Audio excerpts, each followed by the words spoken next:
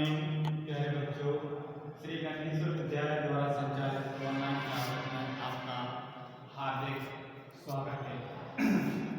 तो बच्चों, पिछली वीडियो में हमने क्लास 9 मैथमेटिक्स एक्सरसाइज 13.1 के कुछ सवाल सॉल्व किए थे।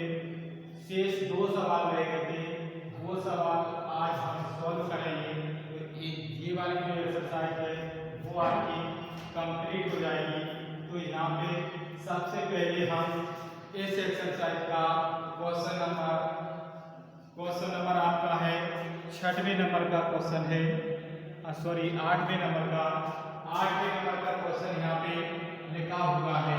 ठीक है, इस क्वेश्चन को आप बुक से अच्छे से रीड करेंगे। रीड करने के बाद इसमें आप फाइंड आउट करेंगे। आपको गिवन दैट करेंगे, सॉरी पहले गिवन दैट करेंगे। इसमें आपको क्या क्या दिया हुआ है और क्या आपको फाइंड आउट करना है। तो प्यारे बच्चों, आपको अच्छे से समझना है। अब सर्दियों का टाइम आ गया है।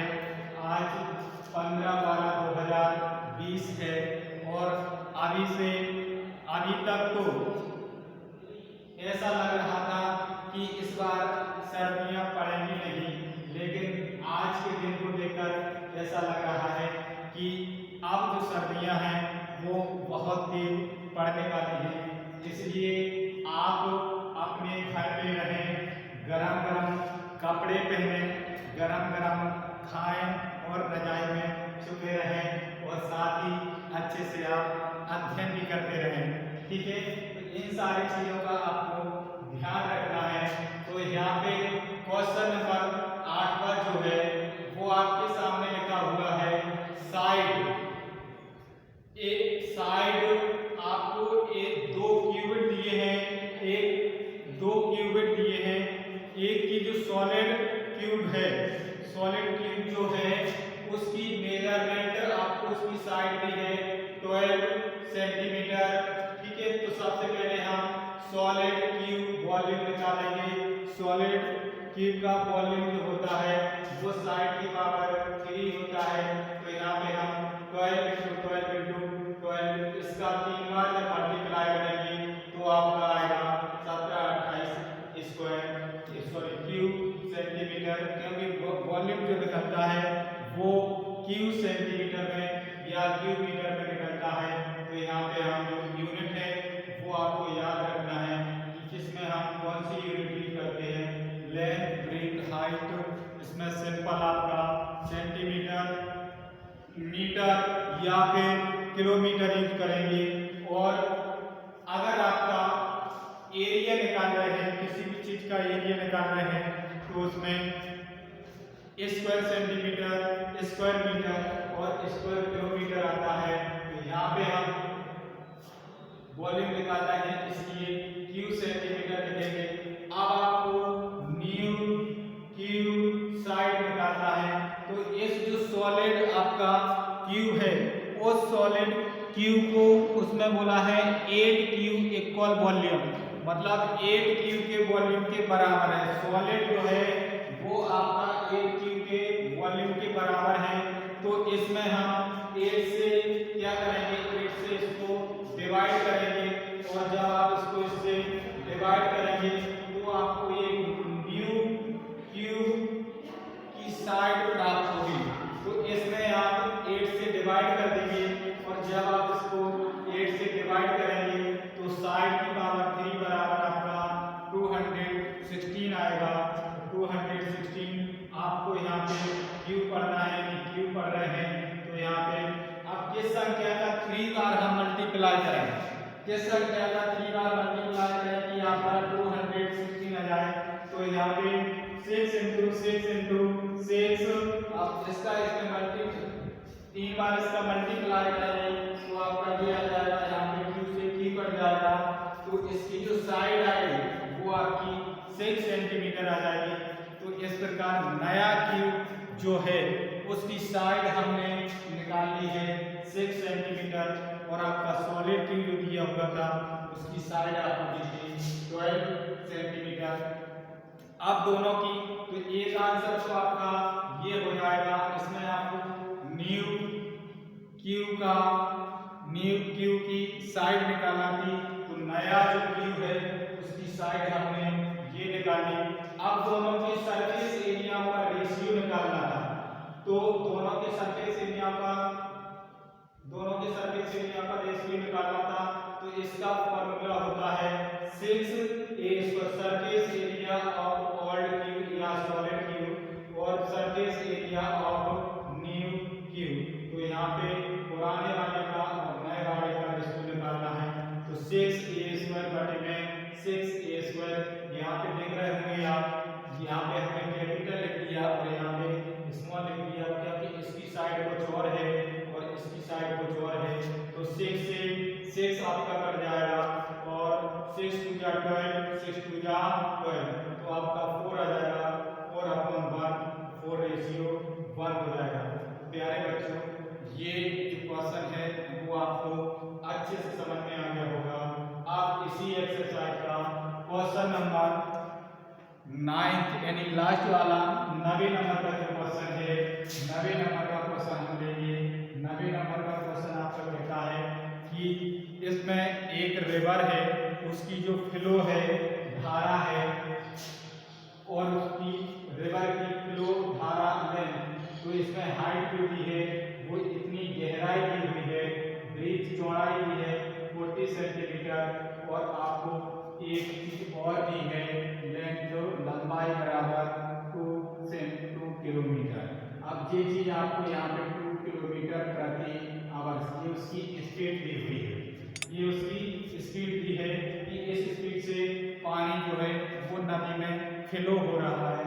तो यहाँ पे H3 है, B 40 है और K आपका 2 किलोमीटर प्रति आवर्स है।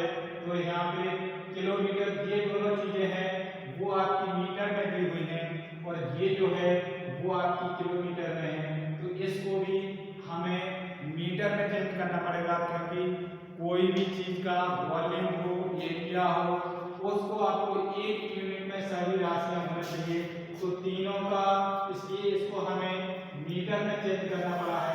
तो जब मीटर में चेंज करेंगे तो 1000 से इसका गुणा कर लेंगे, 1000 से गुणा करने के बाद आपका टोटल जो आएगा वो इतना आएगा। अब इसको हमने मीटर में चेंज किया है किलोमीटर से, इसलिए घंटे को भी हमें मिनट में चेंज करना पड़ेगा। जब हम घंटे को मिनट में चेंज करेंगे तो 1 आवर बराबर आपका 60 मिनट होता है। तो यहाँ पे 10 से आपका 10 कैंसिल हो जाएगा और 6 4 जा 24 होता है और 30 के 30 लगा देंगे, क्यू मीटर। ये आपका वॉल्यूम आ जाएगा ऑफ द रिवर। ये रिवर का जो आयतन है वो आपका इतना आ जाएगा। अब आपकी जो एक्सरसाइज है वो कंप्लीट होती है। इस एक्सरसाइज के हमने 9 के 9 सवाल आपको सॉल्व करवा दिए हैं। अभी टाइम बचा हुआ है, इसलिए इन्हीं सवालों से संबंधित एक सवाल हम एग्जाम्पल का लेते हैं। एग्जाम्पल का 11वें नंबर का एग्जाम्पल है। इसमें आपकी एक दीवार दी हुई है, उस दीवार की कुछ मेजरमेंट दी हुई है और दीवार को बनाने में आपको पता है कि क्या यूज करते हैं। उसमें ईंट जो है यूज करते हैं और भी मटेरियल यूज करते हैं, लेकिन दो चीज़ों की यहाँ पे हमें मेजरमेंट दी है। एक तो वॉल की दी है, दीवार की दी है, और दूसरी आपको ईंट की दी है। दोनों के अलग अलग, फिर उसमें हमें बताना है कि इस दीवार को बनाने में कितनी ईंटें यूज हुई होगी। ठीक है, तो यहाँ पे सबसे पहले हम लिखेंगे मेजरमेंट ऑफ वॉल। इसकी लेंथ दी है 10 सेंटीमीटर है, 10 मीटर है और ब्रीथ जो है वो 4 मीटर है और हाइट जो है वो 24 सेंटीमीटर है। अब यहाँ पे आप देखेंगे नीचे आपको ब्रिक्स यानी ईंट दी हुई है, ये आपकी 24 सेंटीमीटर है, ये भी आपकी 24 सेंटीमीटर है और ये भी आपकी ये 12 सेंटीमीटर है और ये 8 सेंटीमीटर है। अब यहाँ पे आप देख रहे होंगे कि ये 2 मीटर में है, 1 सेंटीमीटर में, और यहाँ पे तीनों आपकी सेंटीमीटर में है। तो प्यारे बच्चों, आपको बार बार बताते हैं, जब किसी चीज का वॉल्यूम या एरिया हम निकालते हैं तो सारी यूनिटें जो है वो आपकी एक ही यूनिट में होना चाहिए। तो यहाँ पे आपका 2 मीटर में है, ये सेंटीमीटर में, यहाँ पे तीनों सेंटीमीटर में है, तो इनको हम मीटर से सेंटीमीटर में चेंज करेंगे। अब आपने पढ़ा होगा 1 मीटर बराबर क्या होता है, 100 सेंटीमीटर होता है। तो इसमें आपको 100 से मल्टीप्लाई करना पड़ेगा, तो 4 का आपका 400 हो जाएगा, और 10 का आपका ये आपका इसमें 100 का मल्टीप्लाई करेंगे तो 1000 हो जाएगा, और 24 ऐसे ही कैसा रहेगा। तो ये आप चाहे तो गुणा करके भी कर सकते हैं पूरे का, और नहीं करना है तो ऐसे ही रखा रहेंगे, क्योंकि अभी काटना तो है, काटने में फिर आपको गुणा कर लेंगे तो दिक्कत ज़्यादा होगी।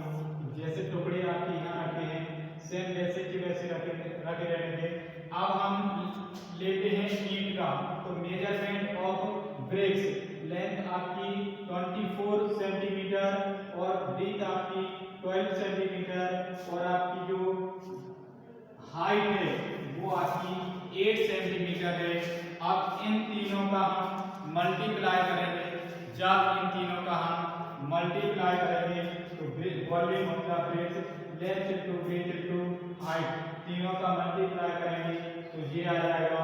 इसको भी हम ऐसे के ऐसे करेंगे।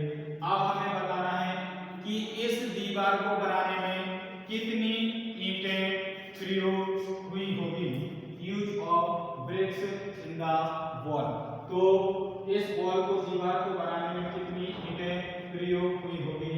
तो पहले आपने दीवार का निकाल लिया था और उसके बाद आपने ईंट का निकाल लिया था। तो दीवार में हम ईंट की संख्या से, ईंटों से डिवाइड कर देंगे। तो यहाँ पे देखना डिवाइड कैसे कर रहे हैं हम, ये 24 से आपका 24 डायरेक्ट कट हो जाएगा। उसके बाद अब यहाँ पे देखेंगे, इसको हम 8 से काटेंगे, 8 बन जा 8, 2 बचेंगे तो 20 हो गया, 8 2 जा 16 होगा, 4 बचेगा 40 हो जाएगा, और 8 5 जा 40 होगा। ठीक है, तो 125 दिया जाएगा। तो 8 आपका कैंसिल हो गया।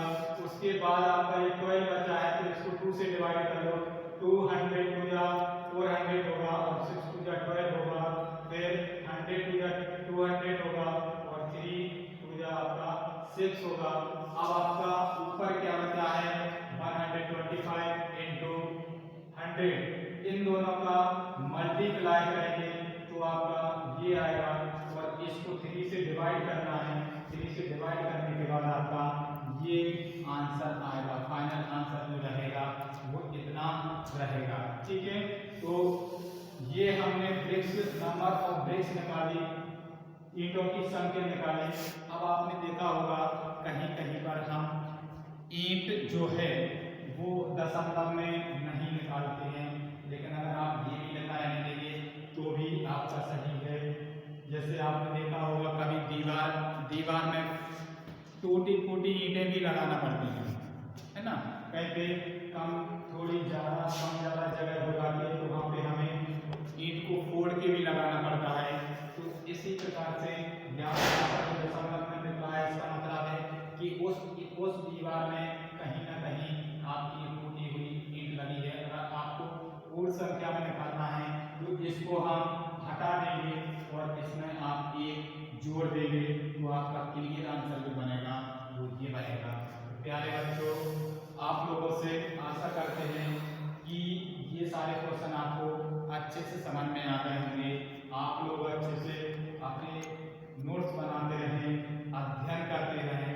सर्दी का टाइम आ गया है, रजाई में दबे रहें, गरम गरम कपड़े पहनें, गरम गरम खाते पीते रहें। ठीक है, और पढ़ाई का विशेष ध्यान रखें।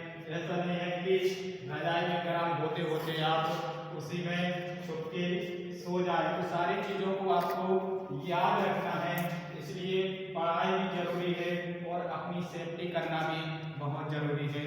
तब तक के लिए थैंक्स फॉर वॉचिंग।